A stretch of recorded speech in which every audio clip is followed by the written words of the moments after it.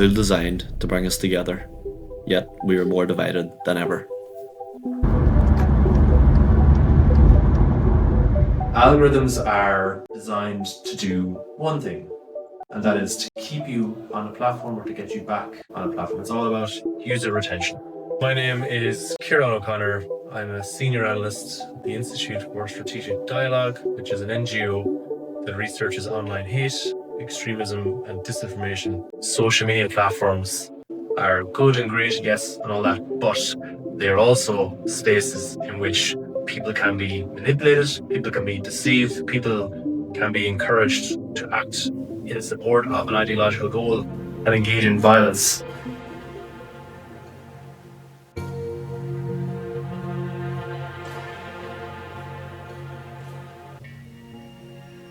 Social media platforms are not neutral spaces.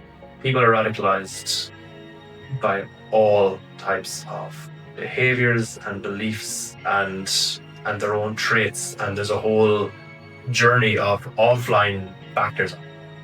Social media platforms are amplifiers of everything, of the good and the great and the funny, but also of the harmful, toxic, extreme as well.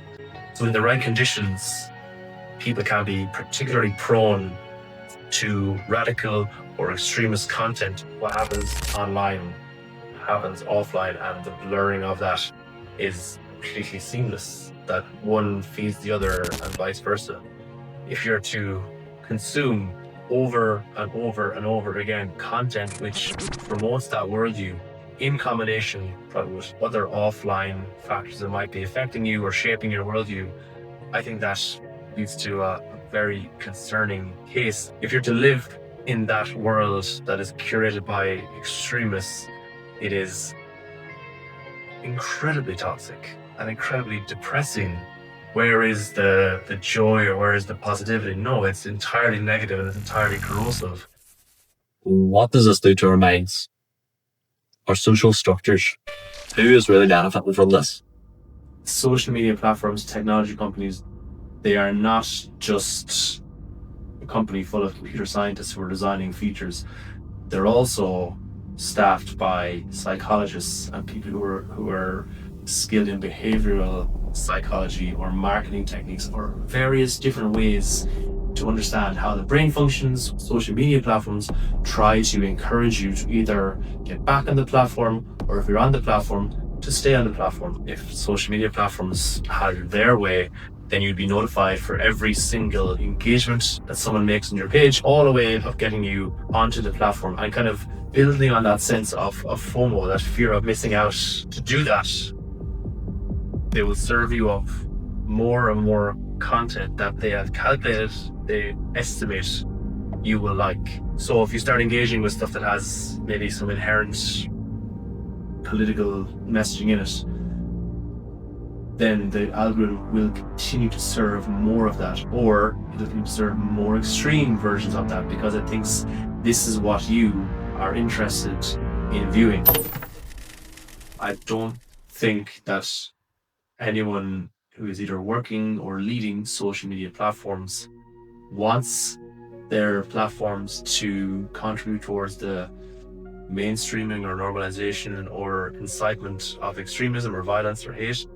But I think that they are comfortable with how their platform features can be used or misused by anyone. And downstream effect of that is that they are used by extremist groups to target others to support their own extremist political ideologies. Social media platforms have terms and conditions of which we all agree to when we sign up and make a new account. Paragraph after paragraph, you will eventually come across a section called Community Guidelines. They serve a purpose to ensure a safe digital space for everyone using these platforms.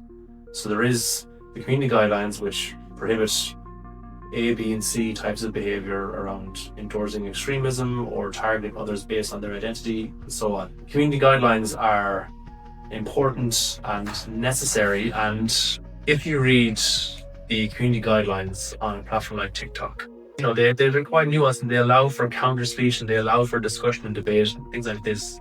But time and time again, the kinds of research that we put out in my organization will document what we call an enforcement gap. And there's what the platforms say they'll do and what they actually do. And quite often stuff gets through the net at large scale and is used to target others.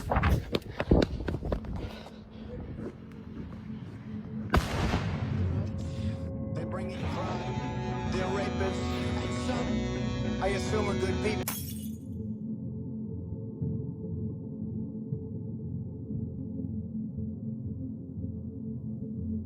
If digital spaces truly are the way forward, why do we accept this as the norm?